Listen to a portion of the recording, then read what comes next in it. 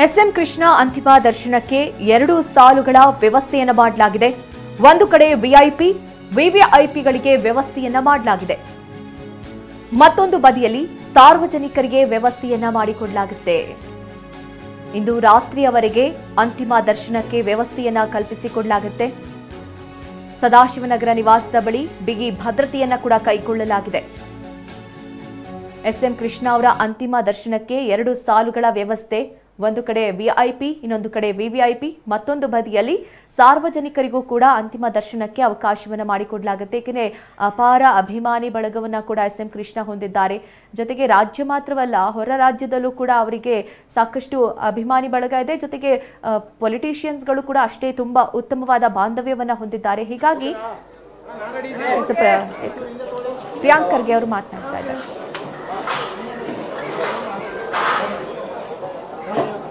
ಓಕೆನಾ ಸರ್, ಹೇಳಿದ್ರು.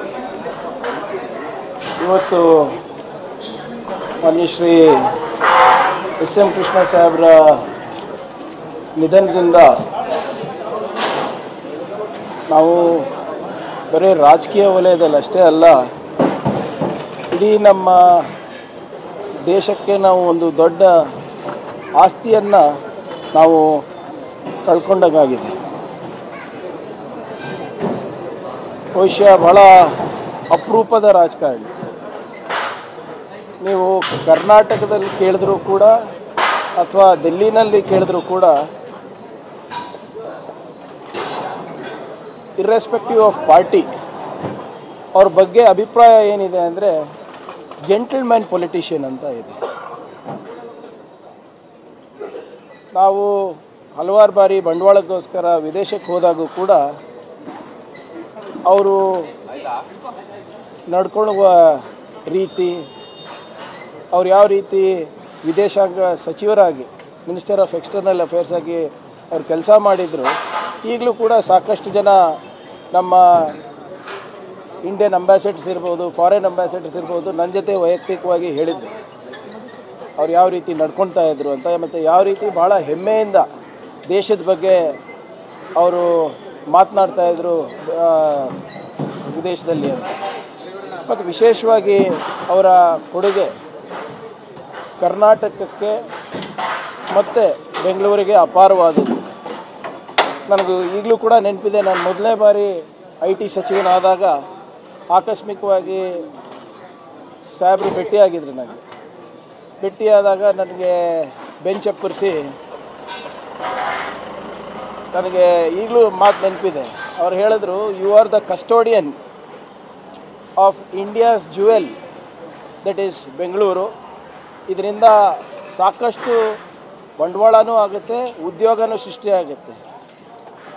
ಜನರಿಗೆ ಬೆಂಗಳೂರು ನಗರದ ಮತ್ತು ಕರ್ನಾಟಕದ ಪೊಟೆನ್ಷಿಯಲ್ ಏನಿದೆ ಅದನ್ನು ಅರ್ಥಕೊಂಡಿಲ್ಲ ಜನರು.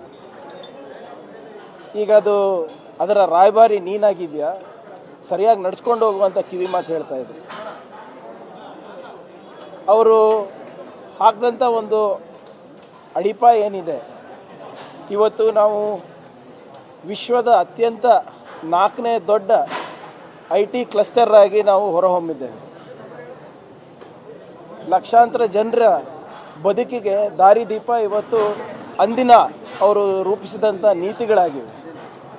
ಇವತ್ತೇನು ಬ್ರ್ಯಾಂಡ್ ಬ್ಯಾಂಗ್ಳೂರ್ ಅಂತ ನಾವು ಹೇಳ್ತೀವಿ, ಇದು ಕಾನ್ಸೆಪ್ಷುಲೈಸ್ ಮಾಡಿ ಇದನ್ನು ಇಂಪ್ಲಿಮೆಂಟ್ ಮಾಡೋದ್ರಲ್ಲಿ ಮಾನ್ಯ ಎಸ್ಎಂ ಕೃಷ್ಣ ಸಾಹೇಬ್ರ ದೊಡ್ಡ ಕೊಡುಗೆ ಇದೆ. ಮತ್ತು ಅವರ ಪೊಲಿಟಿಕ್ಸ್ ಕೂಡ ಏನು ಕಾರ್ಪೊರೇಟ್ ಸ್ಟೈಲ್ ಆಫ್ ಗವರ್ನೆನ್ಸ್ ಅಂತ ಹೇಳ್ತಾರೆ. ಭಾಳಷ್ಟು ಜನ ನೀವು ನಮ್ಮ ಹಿರಿಯ IT ಮುಖ್ಯಸ್ಥರಿಗೆ ಮಾತಾಡಿದ್ರೆ, ಬೆಂಗಳೂರದವ್ರು ಇರ್ಬೋದು, ರಾಷ್ಟ್ರದವ್ರು ಇರ್ಬೋದು, ಅವರು ಎಸ್ಎಂ ಕೃಷ್ಣ ಅವರು ಕರ್ನಾಟಕದ CM ಇರಲಿಲ್ಲ, ಕರ್ನಾಟಕದ CEO ಇದ್ದರು. ಸಾಮಾಜಿಕ ಏನು ಹಿತಾಸಕ್ತಿಯನ್ನು ಕಾಪಾಡೋದ ಜೊತೆಗೆ ಮುಂದಿನ ಭವಿಷ್ಯ ಹೇಗಿರಬೇಕು ಕರ್ನಾಟಕದಂತ ಕೂಡ ಅವರು ಆಲೋಚನೆ ಮಾಡ್ತಾಯಿದ್ರು ಅಂತ ಅವ್ರು ಹೇಳ್ತಾಯಿದ್ರು. ಸೊ ಈ ಕಾರ್ಪೊರೇಟ್ ಸ್ಟೈಲ್